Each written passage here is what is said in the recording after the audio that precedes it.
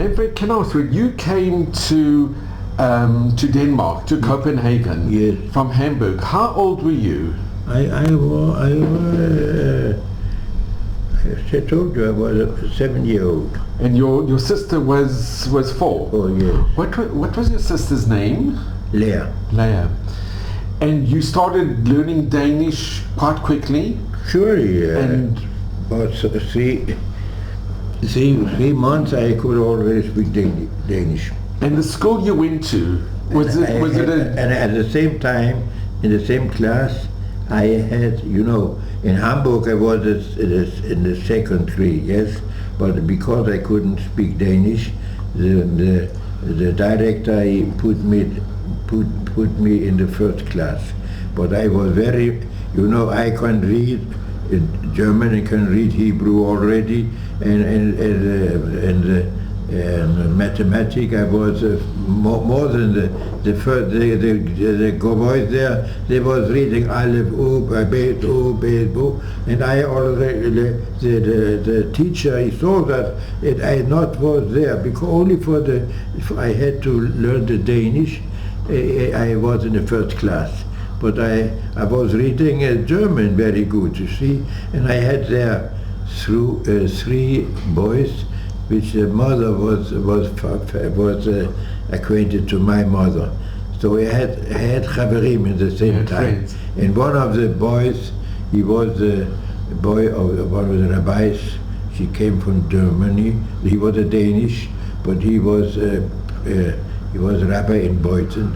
And also they came because he was Danish. He came to Copenhagen, and one of the boys in this class, he speak German. So I had together with him, we could speak German together, and the other boys, they said, well, we are speaking about them. And you came to Denmark in 1934? No, in 35. Was it 35 already? Yes. It was 35? Yes, 35. 35. The 2nd October 35. 35, wow. Yes. And they learned to speak Danish very quickly. And synagogue and my grandfather. And afterwards, when he died in 43, half year before the program, then his synagogue was closed, and they get order to one of the children. And after the war, during the war, all was about the goyim. They maxed all the things. Most of people got together all the things what they had. Also we. Only we didn't get our apartment. But most of the people which came back from Sweden, they had their goyim. They preserved their apartments, not us. Can I just ask? But this is a long story. I know, much. I just want to ask, Manfred, I'd like to ask, the chief rabbi was Rabbi Friediger. Yeah. And here's a picture of him. And do you remember the chief rabbi? Surely you remember him.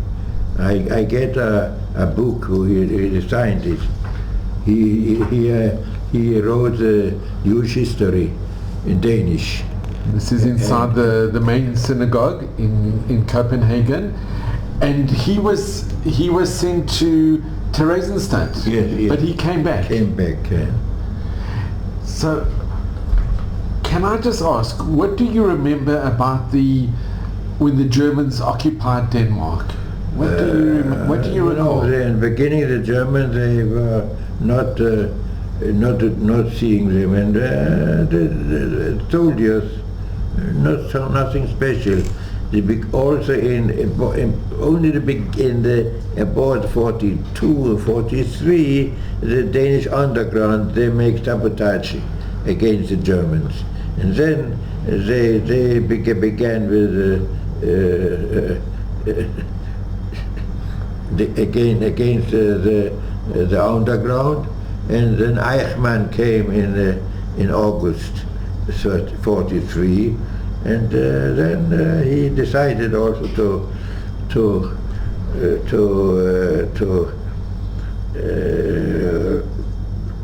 take the Jews, but he was not. And here, Denmark was an old country where he did not. He had not a change because the Danish underground, they arranged all the fleeing to escape to Sweden. Can I ask, did you ever see the king, Christian X? Oh, come on, most. You saw him? Surely. This is a picture of the Christian X. Again, he was on his horse. Did you ever see him on his horse? Surely, yeah. So every day you can see him in the streets. Every day. And so came many when he was not. He was alone. He wasn't no police. He said, "I don't need police. The whole people are protecting me."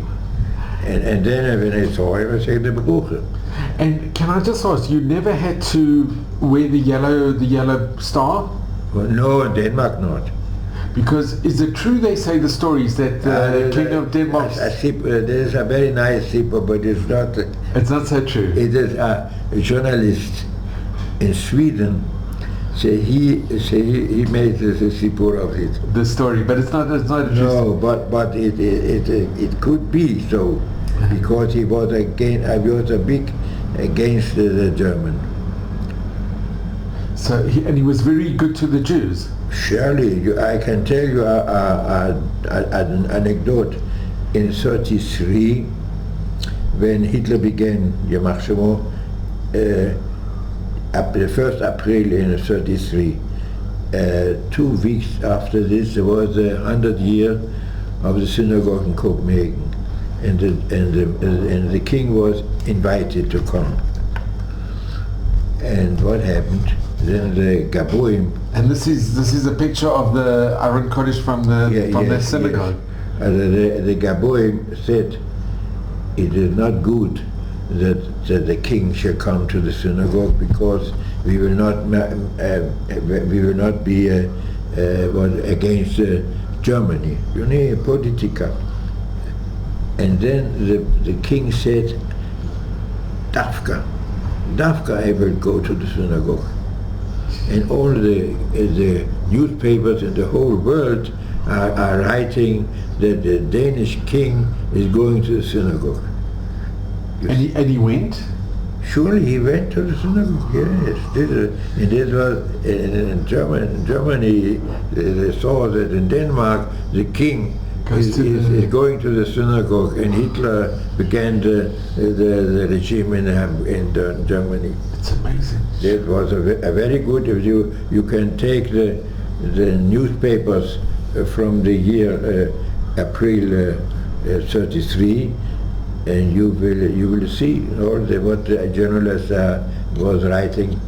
This was a very big thing that the Danish king go to the synagogue. And Manfred, can I ask, your father, was he able to be a stamp dealer in Copenhagen? Yes, but not official. Official, he was not. He had not the like the permits and the authority. No, he couldn't be. But illegal, he was official. He was helping to my grandfather, who was also a stamp dealer. Sure, but it is only official. But my father was working alone. And did he manage to bring collections from Hamburg when he came to Denmark? Yeah, we got all the things from Hamburg. He managed to bring a big lift. We had a big lift and told all the things to Denmark. Baruch Hashem.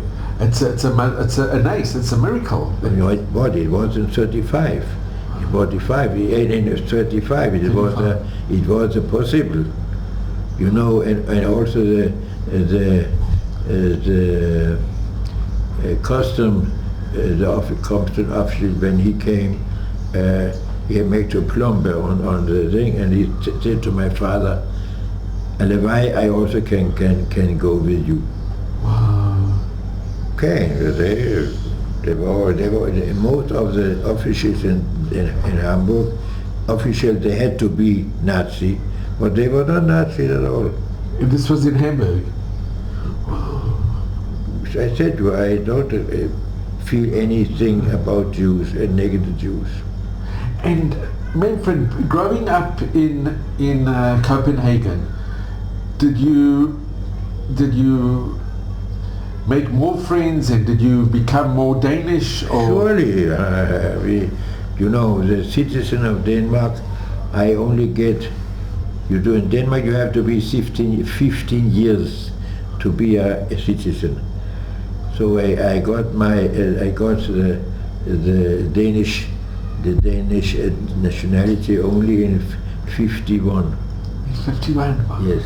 But my mother, even if she was born in Denmark, also he had to wait 15 years to get nationality. Today it is less. And today all the Arabs, they come to Denmark and get the Danish. Very quickly. Yeah. So can I ask, and I'm sure Manfred, many people would want to know, what do you remember about being rescued and being taken to Sweden? Oh, It's fine, just whatever you can say. What can I tell you? There's a long history about that. But your personal, what happened personally? Personally, we was living in an apartment with a friend of my father, and the underground they arranged that we can got a boat, and one morning, 2 days before Yom Kippur, we went to the harbor, and at 8 o'clock in the morning the ship was waiting. We couldn't take anything with us because it was when somebody see where to go with a bag, it is not good. So I had my tefillin and my talis, the machzor and the shofar, and some shirts with a paletot, and so we got to the downstairs near the machine. 20 people together. They closed with some breads, with some kerashim, sagru. They closed it. Yeah, and then And where did you leave from? Did you leave from Copenhagen? About 8 in the morning, when we went in the water. But where did you leave? Where did the boat leave from? Was it from Copenhagen itself? From the harbor of Copenhagen, yes. And can I just ask, when was it? Was it just before Yom Kippur? Yeah, 2 days before Yom Kippur. And on Rosh Hashanah, did you go to shul on Rosh Hashanah? No, the shul was closed. Every Erev Rosh Hashanah they closed the shul. So I think they warned the people not to come on because they had heard. Sure, the Erev Rosh Hashanah, the Rabbi Melchior, the Grand Rabbi, was already taken by the German. He told that nobody should be at home because he has information that the German will make a razzia. So nobody was at home. Everybody found his. And the shul was closed. Closed, surely. And then we make private. Also, my grandfather, from the father side, it took us a Torah, and we make a private synagogue in some places in the town. And Rosh Hashanah was Thursday and Friday. And Friday night, the day began. They told Rosh Hashanah, but they didn't come Rosh Hashanah. A lot of people said, it is not right, we're going back to our apartment. but we not. We were waiting. And Friday night they didn't come to us because we were not in the list of the members of the community. We were not Danish. The members of the community was written. Yes, they had a rishima, a list. Yeah, but we were not there. So the German didn't come to us at all. So Shabbos in the morning, we get to our department, so nothing happened. Nothing happened. We don't know about it. And I went to the apartment of my uncle, because in the morning there was the bar mitzvah of his son. So I had to go the long way, about half an hour. And on the way I saw some German soldiers, but I don't think nothing. And then I came to the uncle and I saw that the door was broken. And then I understand that something happened in the night. And then we came inside and I saw all the people on there. And then I heard about what happened in the night. The German came to him, but he was not at home. And they didn't touch the Sefer Torah, and the table was a big kiddush for the bar mitzvah, but nobody could eat anything. And we opened the radio and heard about the German. They could take all the Jews from the community. And they put them in a closed machane. From there they came to the Theresienstadt. But they only succeeded in taking about 10 persons. The most of them were not at home. You see, nobody was at home. So, and then we heard that the Germans, they took my uncle and 4 children. Because he was not thinking that is right. You see, some people they came again home. Rosh Hashanah they saw that nothing happened, and they get at home. The German came at 12 o'clock in the night. Yalla. They took him. Yeah, because he was thinking that that's not right. Nothing will happen. And then they took them. And do you know how he died in Theresienstadt? Yeah, he died in Theresienstadt. Do you know how? Or no, he was not eating. He was not eating anything. He thought that he cannot eat a tarif. No, he was not eating anything.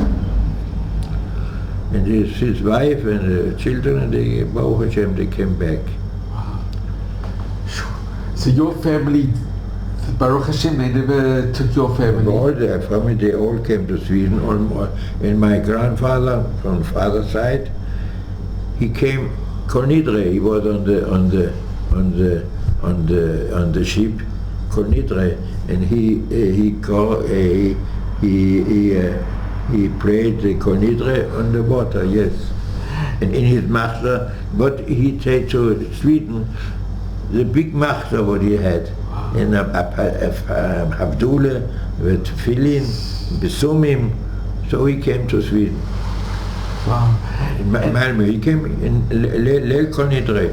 And Manfred, can I ask, when you went on, was it a big boat that you went on? No, it was a small boat. Only about like this. Was it similar to a boat like this? Something like this. No. And who owned the boat? Huh? Whose boat was it? Was it one of the Danish? Yes, of the fishers. And they took a lot of money, you know, because it's a big risk. So this is a big risiko. Was it a bit like a boat like this one? No, not this. The other. It was a boat similar to this. Something like this, big. It was not.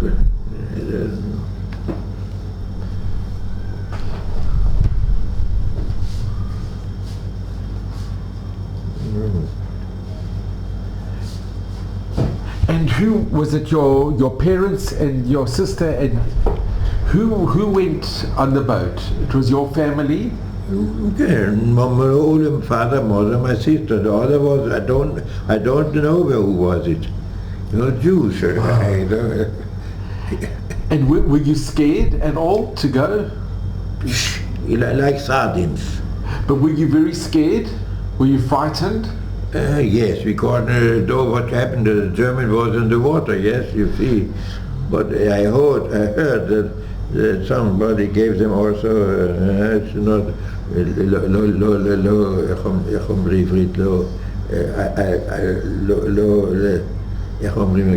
Not to tell. Yes, I hope so. But we paid everybody 2,500 kroner. Wow. That was a 4 persons, 10,000 kroner. This is about today the 500,000. Really? A belly to Sweden on this day was 2 kroner. You see, good, he had a risk. The German can take his boat and his family. We don't know what happened, you see. No one knew. And your house, you closed your house? What happened to the apartment you were staying in? We closed, and then the guy took all what we had in time and put it in something, in a magazine or something, and afterwards we didn't get together. It was a big history what happened. So, but Manfred, can I ask, on the boat, what do you... We came to in middle of the water. It is about the limit between Denmark and Sweden. Where did you live? In the middle of the water, yes. It was about 1 o'clock. You know, if he going straight on, it's 1 hour. But he gets so along the coast, and not that the German not will think that about Jews going. So we get so in the middle of the water. The Sweden was waiting for us, and then they came with one. Here you take one to the Swedish boat. One more. Swedish. And then we was about 20 people in the boat of the Sweden, and they make coffee and some biscuits. And then we came to Malmö at about 4 o'clock. So here they have it, a diagram in the book. Yes. From Copenhagen to Malmö. Yes. This is the book from Escape from Nazi Terror. Yes, but we, you see, this is Copenhagen, yes, and we did not hear. And we go here, the round side, so here, until here. Oh, you went. That is the limit, yes. Yeah. And about here, the Sweden was waiting for us here and took us to Malmö. And did you? Well, what time was it? In the middle of the night that you went? No, on the day. For the morning morning about 8 o'clock to afternoon. But you went to the boat at night, and then you waited till... And then we came to Malmö, and in Malmö they made a big school for all the flying people.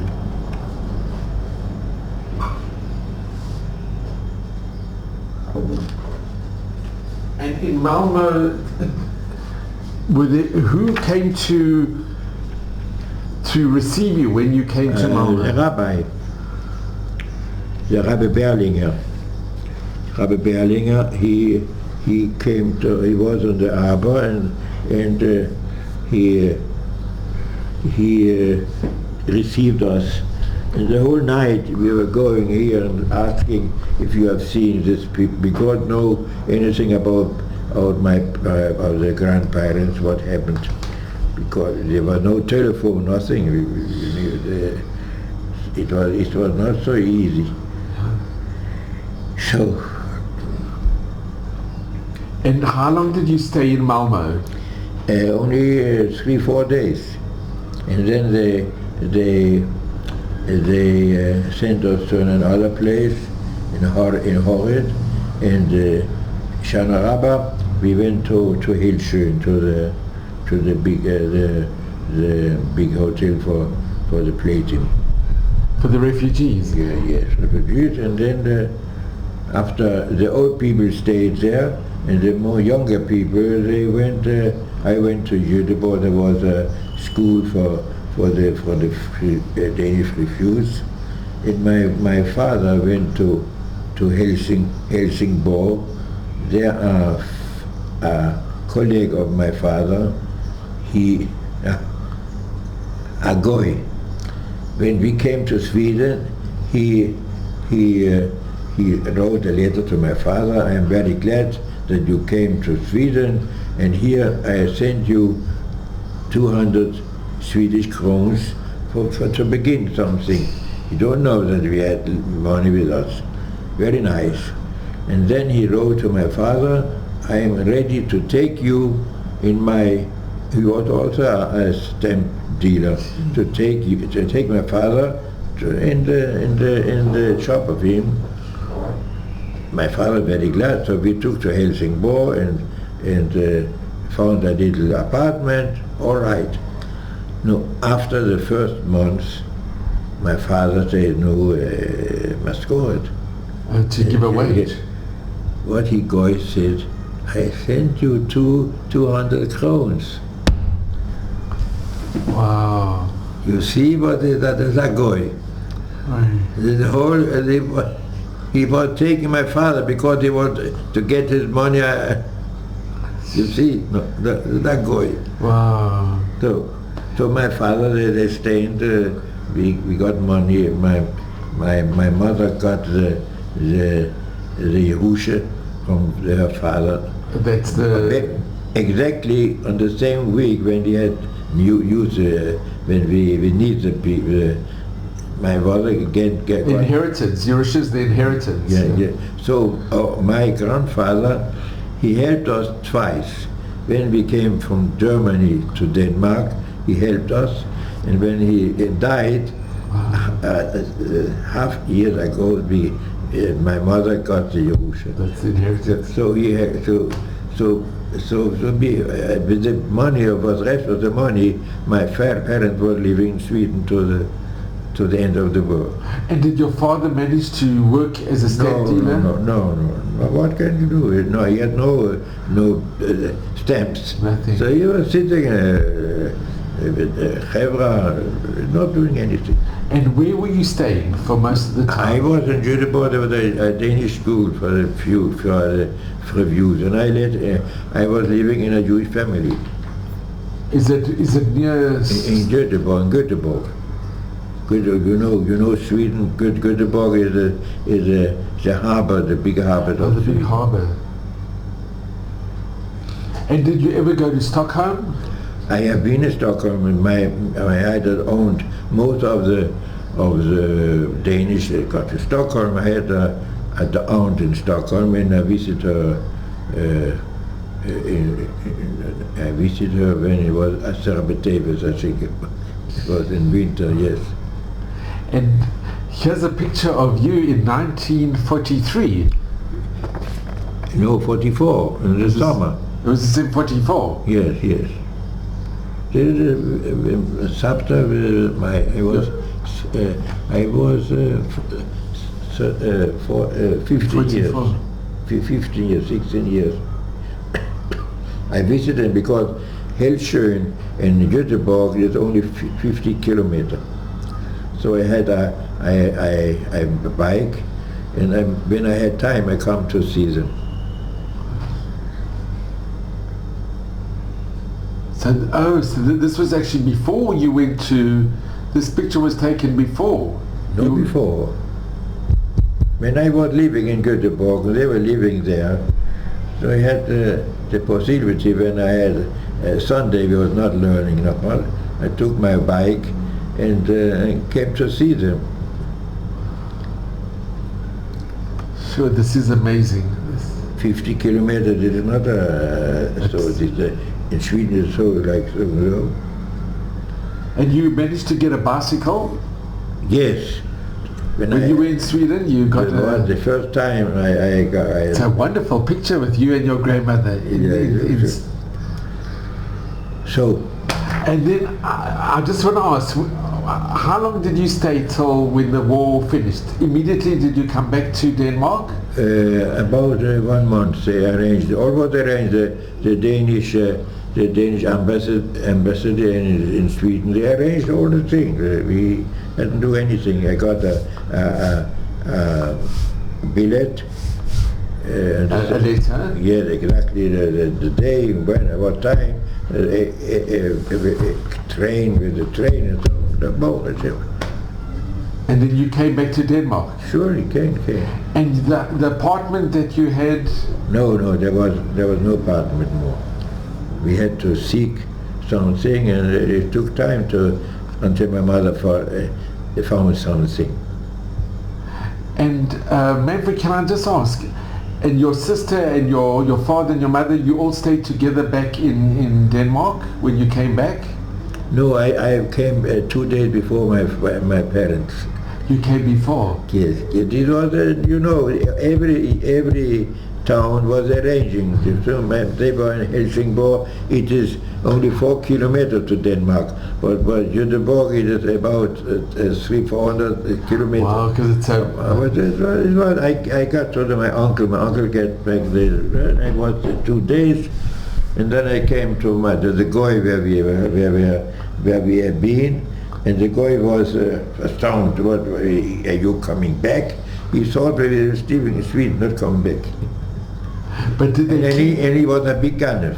Oh, they took some of the possessions. The whole stock of my father. Of the stamps. And sold it. And he never gave you the money. And you see, that is a guy. And he excused us to the time. And then when we we took the things on the Marsan, there were, and then came back. He was astounded that he came back. So again, if I get but there were many Danes that they came back and their positions he was a very Christian.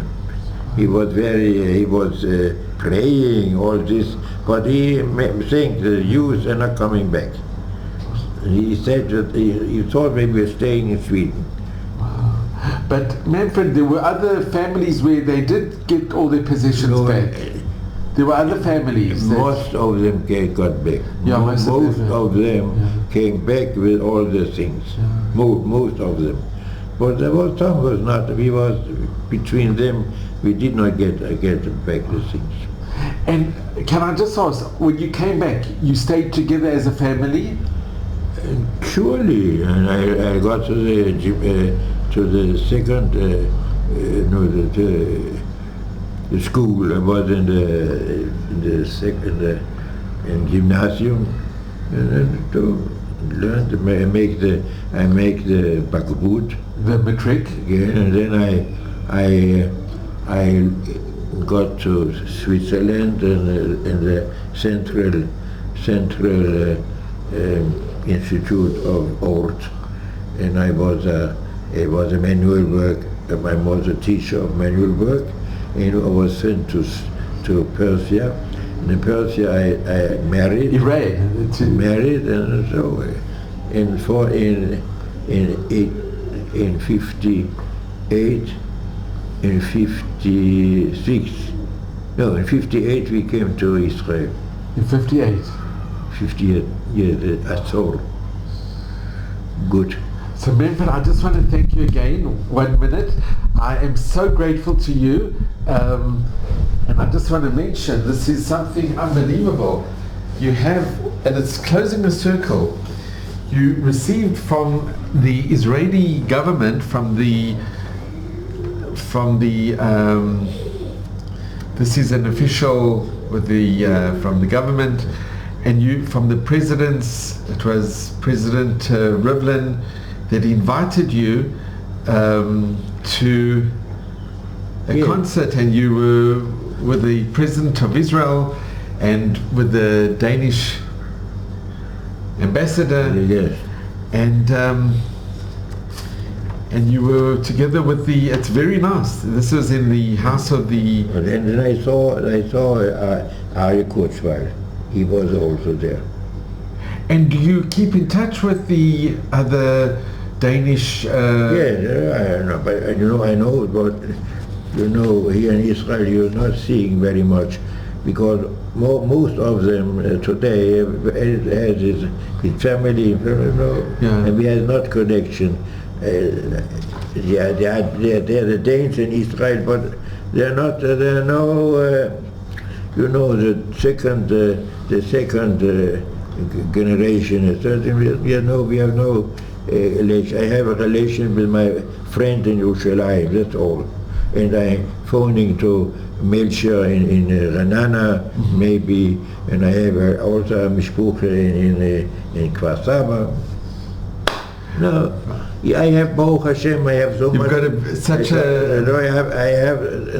I don't know my. I have.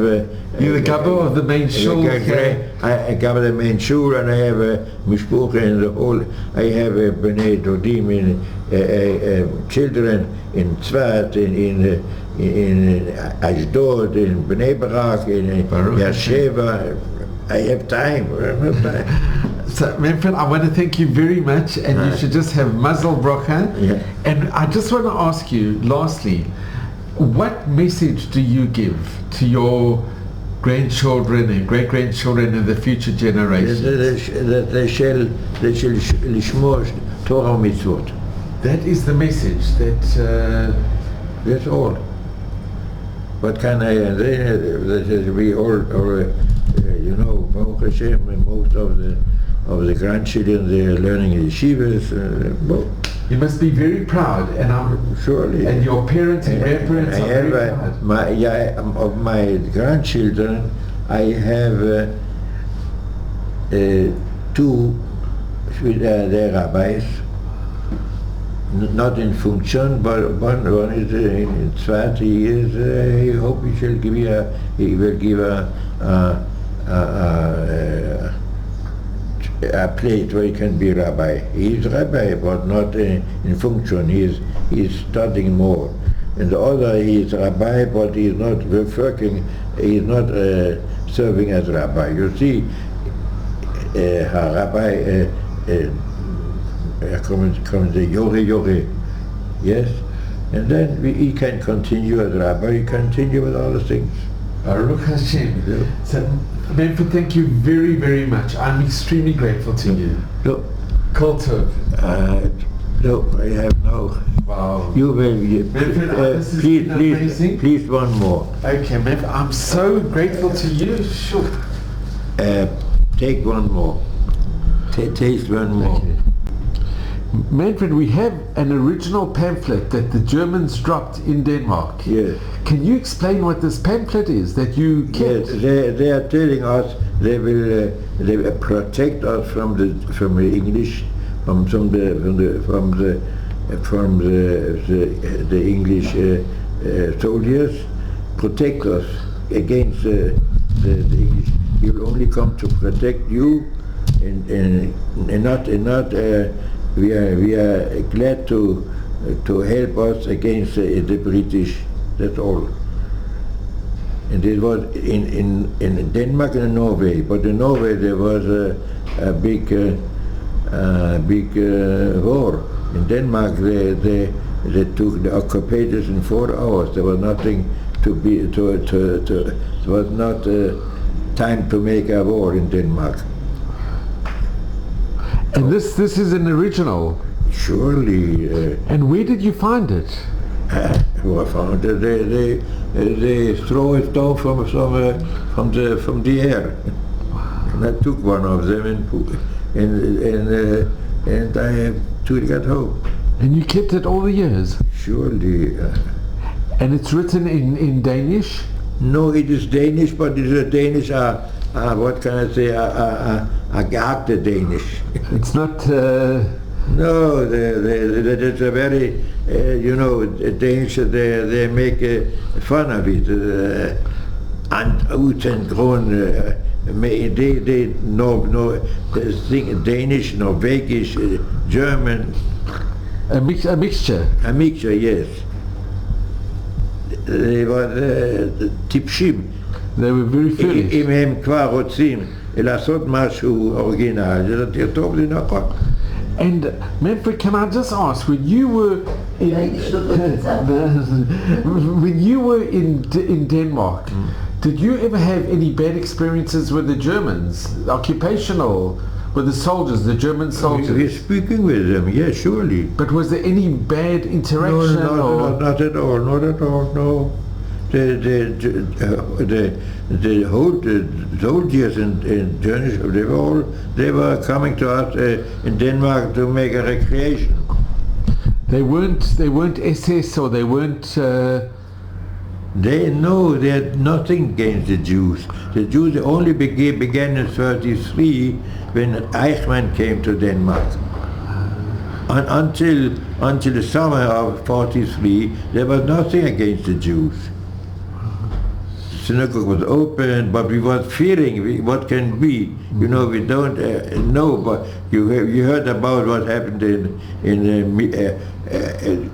Auschwitz. We saw, and you know the name of Auschwitz. Don't think what was.